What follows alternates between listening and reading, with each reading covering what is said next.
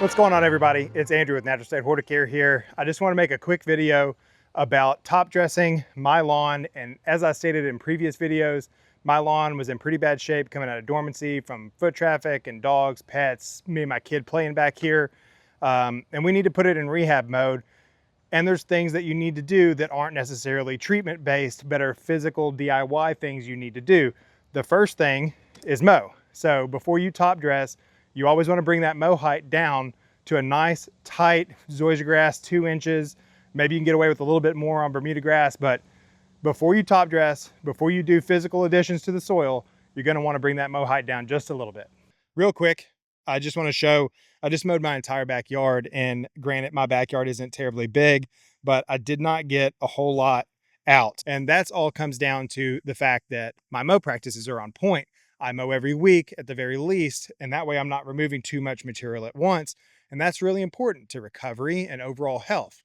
My backyard came out of dormancy pretty rough. There's a series of things that led to that condition, like mostly dog and kid and playing.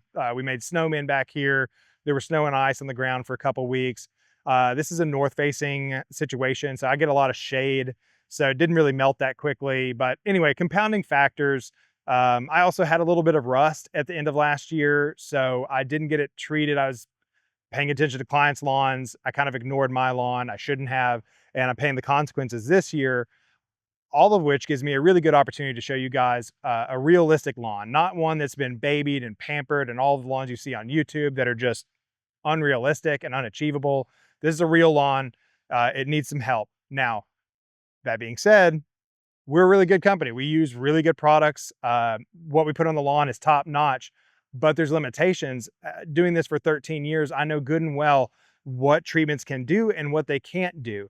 And what they can't do is take a lawn from the condition mine was in during this off season to healthy, green, lush grass without intervention, without doing something extra.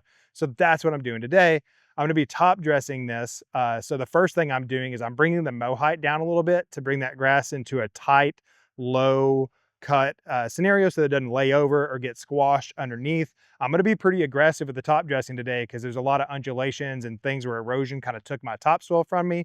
So not a big deal, just something that needs to be addressed that just treatments aren't going to accomplish. So let's get started. What I got here is just a good blend of organic matter, organic compost, humates, and alfalfa. So the alfalfa is going to keep this really fluffy and light and not too heavy. If you're using something like pure compost, it's going to be a little dense. It's going to kind of settle too hard and too compact. So you want something in there, a medium sand, alfalfa, something that's going to keep this soil really light. What I have today and what I've laid out here is about half a pallet worth of bags. These bags are, you know, kind of your standard size soil bags. And as you see here in the bed of my truck, it only took up about half the bed of my truck. I had these guys in here. I had my rolling cover that was shut over the top. Not even half of a bed of my truck was filled up with these bags. And let's measure out the space that I expect this stuff to cover. What I'm gonna do is I'm going to walk off, and basically every step that I take, I'm 6'4", so every step I take is about a yard. So let's just go through this. Okay, that's 9 yards roughly. And then we got 6 yards. You just multiply your yards by feet because each yard is about 3 feet, and then do your math. What I just measured off is about 500 square feet. So about half a bed of a truck, 500 square feet. So it's real simple. You don't have to overcomplicate it. We're gonna just open up our bag, put it on the ground, and dump it out in an area we think we're gonna get, we think we need some leveling and or some filling in of the blank spots and bare spots. I'm gonna dump out some of these bags, and then I'm gonna break out the leveling rake and show you how it's done. If your lawn's like my lawn and you have fire ants, no, I'm just kidding. I got all the soil spread out. Everything's ready to go. I laid these out in pretty much a grid pattern, sometimes a little bit denser in the areas that need more help or the areas that I'm gonna go a little bit heavier on. But now that I got my soil laid out, this is a leveling rake. I'm gonna just shake this off and show you guys real quick. These things make your life a lot easier. I made the mistake early on of thinking that a regular lawn rake would do the trick. Don't. do that to yourself. Buy a leveling rake. They're not all that expensive. They break down, so these handles come apart, stores up pretty nice and compact. Break it out once in a while. It's worth the time and the money.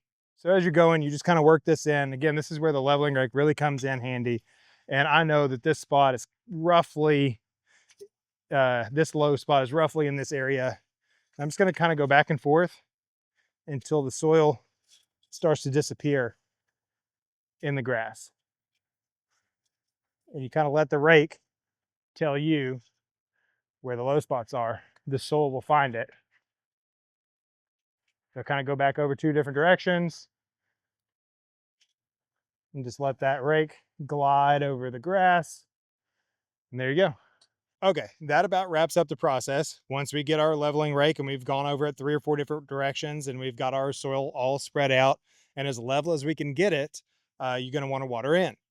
While you're going over it in the different directions, you're gonna have to accept that it's not gonna be perfect. Watering it is gonna help.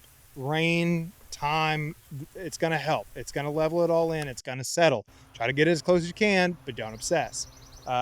In fact, this is honestly not something that's going to be perfect in 1 year. You're going to have to let it grow back in and likely do this again next year and the year after that. And eventually you'll have very level soil and high quality soil. So just as with everything in horticulture, this takes time. Be patient. In realistic volume terms, just to recap that, I used in 2 different phases, half a yard at a time, half a yard last week, half a yard this week, 500 square foot each time. So total, I did about 1,000 square feet with about a yard of soil. In bag terms, that's about a pallet.